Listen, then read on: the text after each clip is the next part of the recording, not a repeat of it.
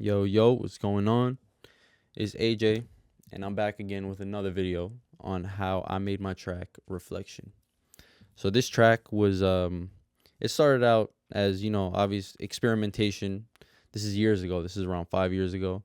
And as I progressed through the track, I was like, you know what, this sounds like something more of a film score as opposed to a beat or adding drums or whatever. So I just stuck with instrumentation, strings, keys, very spacious elements. And I really like the way it turned out. It's been sitting in my computer for 5 years for no reason. So I thought I would release it and just, share it with the world. So yeah, just getting started. I started this track with the strings. So the strings are from X Band, the preset soft legato strings. I left it as is. I didn't touch it in the VST. Then moving on to the piano roll. So these are the chords.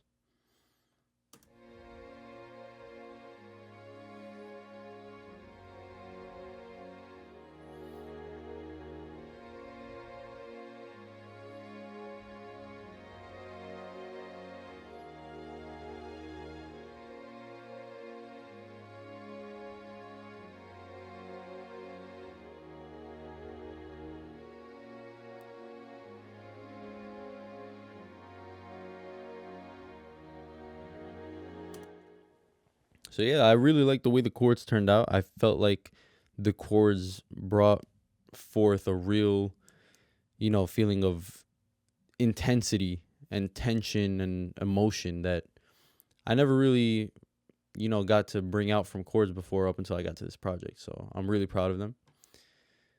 And yeah, so basically I took that chord, same MIDI pattern, same chords, and I brought it over to the keys. I copy and pasted to this preset from Keyscape, which is the default LA Custom C7 grand piano. Didn't even touch it.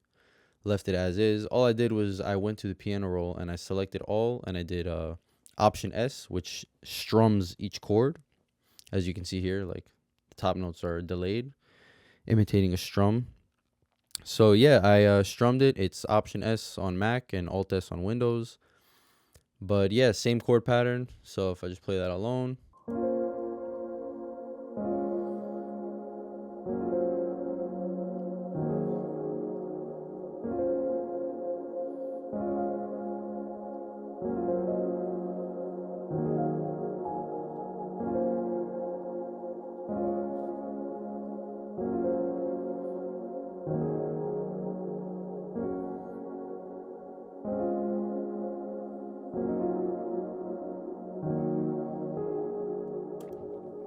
Yep, those are the chords for the keys.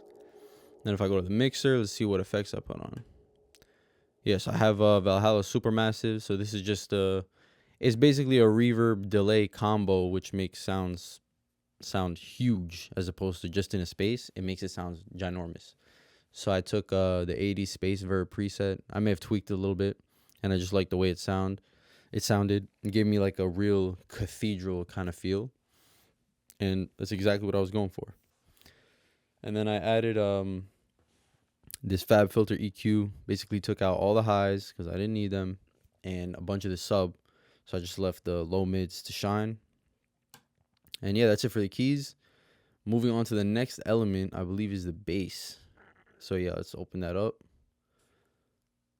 Bass is from Omnisphere.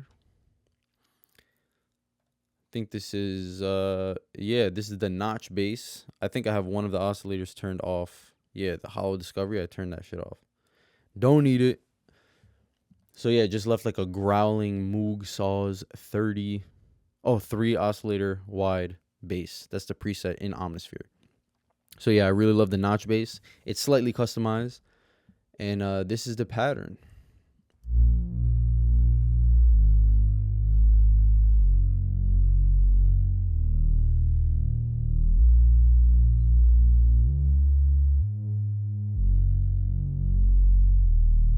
Very deep growling bass. But at first, it wasn't even that deep to begin with. But I did add this plugin called Love End by Analog Obsession. Shout out to them. Every plugin they have is free, and they are heat. I highly recommend. Shout out to Analog Obsession. Love their stuff. So yeah, default on this plugin, it comes with the 60 hertz boost by 1 dB. I literally didn't even touch it. I just turned down the mix knob to around 80% on the FL mix knob, the default stock one over here, because it was a little too much, and it added the perfect amount of like low end oomph that you really needed for that bass. So I love that. And then after the bass, I think I did this cry first. So if I just play from here, I solo this. Yeah, I found that in some random pack, and I was like, that fits the vibe perfectly. So from here, all I did was pan it, I think from left to right. Yeah. So slowly going from left all the way to the right ear. And then if I see on a mixer track, what did I put? I put an age delay on it. And then I put the Valhalla on it just to give it the big spatial kind of feel. On the concert hall preset, left it in the 1970s mode. And then, yes, EQ's off. So that's all I did to that little chant, cry, whatever you want to call it. Fit the vibe perfectly, like, for real. And if I unsolo that and I come back to the playlist, the last element I have in this beat is the bell. And the bell is also from Keyscape. This is the Duo Angelic Plectrum Piano. So I just thought it sounded pretty cool. It sounded like kind of like a glockenspiel, but I wanted to make it sound like very distant and like really far out. So I feel like I did that fairly well in this beat. But this is a 2-part video. I didn't do the whole thing in FL. So yeah, if I just play the bell, come over to the piano roll, you can see right here.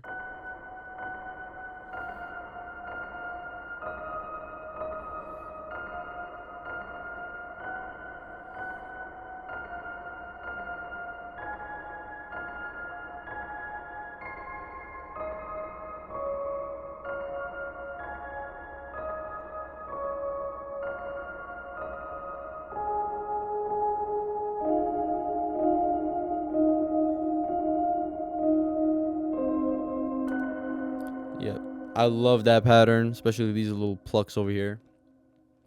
And yeah, if I go to the mixer, let's see what I put on it. Just some Valhalla. This one is on the now color in the concert hall preset. I have the mix now up to almost 73%. So I wanted it to sound really massive and in the background. And I feel like I did a good job with that. And yeah, that was I was done with that for literally 5 years until one time I was listening to it. I'm like, damn, I should really release this shit. And I was like, it would sound better with like birds or some type of atmospheric texture. And that's exactly what I added. So I put it on right here. It gives you some sense of like peace throughout this whole thing. So yeah, just added that on top. And then after I had this, when I came across it the second time, I'm like, I feel like it needs a more polished mix. So I bounced the stems by going File, Export, Wave File. Then you would choose whatever name. And all you got to do is instead of just hitting start, you got to do split mixer track. So check this and then hit start. All right. And then it'll take every sound that's routed to a mixer with the names included and bounce those files separately into your destination of choice. So yeah, after this, I closed FL Studio. So yeah, I opened up Ableton just to give it a more polished mix because I feel like mixing in Ableton is a little bit easier than FL, especially as you progress throughout a track. I feel like Ableton keeps you more organized, whereas FL, you have to be more conscious of it because if you do like create an automation clip, it's going to throw that shit in a random spot in the playlist as opposed to Ableton where everything is perfectly labeled, you know where everything is. But that's a story for another day. I'll always love FL though. Always. That's my first love. And yeah, so here we are in Ableton. I just dragged in the stems. I got the same shit going on. The only difference is I added a little EQ, shaving off some of the highs on the birds. And I added some reverb to the birds. Just to give it even more of a big space kind of feel. Because if I solo this right here, you hear it's more. If I shut it off, it's like you're closer to the birds. I wanted the burst to sound huge. So yeah, that was perfect. The cry, what did I add to the cry? Nothing. The pluck, all I added was some auto pan. So if I play the pluck,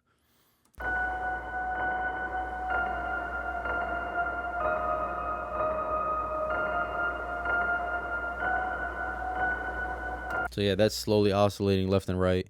Very simple. I just wanted to get some movement in the background and I want to stay static. And then if we go to the keys, what do I have in the keys? Just some bullshit EQs that I did not need, but I just felt like fuck it, why not? I boosted the sides again, took out some mids, whatever. Then I have some weird ass EQ on this. Don't even know why I did it. Probably was tripping. But regardless, it came out fine, so I'm not worried. Then we have the bass. What I add to the bass? I put a Valhalla automation on the end so that instead of cutting short, here how it kind of fades out into the distance. If I were to shut it off, stops right away. But if I put the reverb, see, it kind of fades out. I liked it. It gave it more of like a wash. And I just boosted around like 900, 1K hertz over here with EQ8 stock Ableton. Ableton stock plugins are fire, by the way. Highly recommend. Save your CPU.